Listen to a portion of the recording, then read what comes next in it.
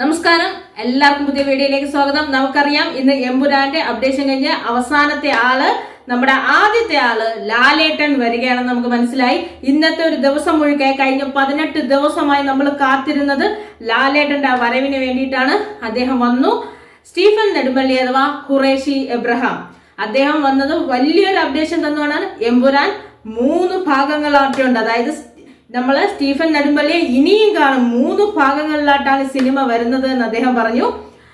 നമ്മൾ ലൂസിഫറിൽ കണ്ട എവിടെയായിരുന്നു സ്റ്റീഫൻ ഈ 26 വർഷം അല്ലെങ്കിൽ കഴിഞ്ഞ കുറച്ച് വർഷക്കാലം എവിടെയായിരുന്നു എന്ന ചോദ്യത്തിന്റെ ഉത്തരവുമായി സമകാലീന രാഷ്ട്രീയ വിഷയങ്ങളുമായി നമ്മുടെ പൊളിറ്റിക്കലി സൊസൈറ്റിയിലെ എല്ലാ കാര്യങ്ങളും ലൂസിഫറിൽ ചോദ്യം ചെയ്യുന്ന എമ്പുരാനിലെ സ്റ്റീഫൻ നെടുമ്പള്ളി അഥവാ ഖുറേഷി എബ്രഹാമാണ് ഇന്ന് നമ്മുടെ മുമ്പിൽ വന്നു നിന്നത്.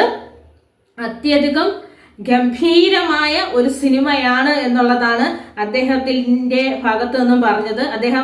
നമുക്കറിയാം ലാലേട്ടനെ, നമുക്കറിയാം നമ്മൾ സ്ക്രീനിൽ കാണുന്ന ആളും അല്ലാത്ത ആളും ഒരുപാട് വ്യത്യാസമുണ്ട്. ഒരു സാധാരണ മനുഷ്യൻ, ഒരു ചെറിയ പടത്തിന്റെ അപ്ഡേഷനുമായിട്ട് ഒരു ചെറിയ നായകൻ വന്നു നിന്നിട്ട് പോവുകയാണ്. അദ്ദേഹം സിനിമയെക്കുറിച്ച് പറഞ്ഞു. എമ്പുരാൻ, ലൂസിഫറിന് ശേഷം വരുന്ന എമ്പുരാൻ, പൃഥ്വിരാജ് സുകുമാരൻ ഡയറക്ട് ചെയ്യുന്ന ചിത്രം, ട്രയോളജിയാണ്. അത് 3 ഭാഗങ്ങളിൽ വരുന്നുണ്ട്.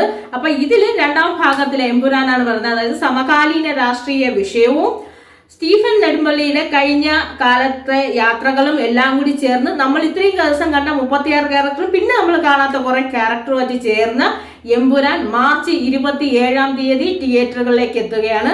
അപ്പൊ ഈ 1 മാസക്കാലത്തെ നമ്മുടെ കാത്തിരിപ്പ് എമ്പുരാനെ തിയേറ്ററിൽ കാണാനാണ്.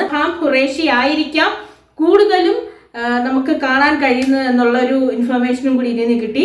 അപ്പൊ അങ്ങനെ നമ്മൾ ഇനി കാത്തിരിക്കാൻ പോകുന്നത് 1 മാസക്കാലമാണ്. 1 മാസക്കാലത്തെ കാത്തിരിപ്പിൽ നമുക്ക് എമ്പുരാൻ കാണാം, എമ്പുരാനിസം കാണാം. എമ്പുരാന്റെ ദിനങ്ങൾ മുഴുവൻ സമയവും ഇനി എമ്പുരാന്റെ ദിനങ്ങളാണ്. ഇന്നായാലും ശരി, ഇനി അങ്ങോട്ടും നമുക്ക് കാണാൻ ഇതിന്റെ അപ്ഡേഷൻസ്, ഒരുപാട് കാര്യങ്ങൾ നമുക്ക് അറിയാനുണ്ട്. അങ്ങനെ ലാലേട്ടനെ കണ്ട സന്തോഷത്തിലാണ് ഞാനല്ല, എല്ലാവരും, ലാലേട്ടന്റെ ആരാധകരും സിനിമയുടെ ആരാധകരും. മലയാളത്തിൽ വരാൻ പോകുന്ന ഒരു ബ്രഹ്മാണ്ഡ ചിത്രത്തിലെ പ്രധാന നായകന്റെ ഇൻട്രൊഡക്ഷനാണ് നമ്മൾ കണ്ടത്.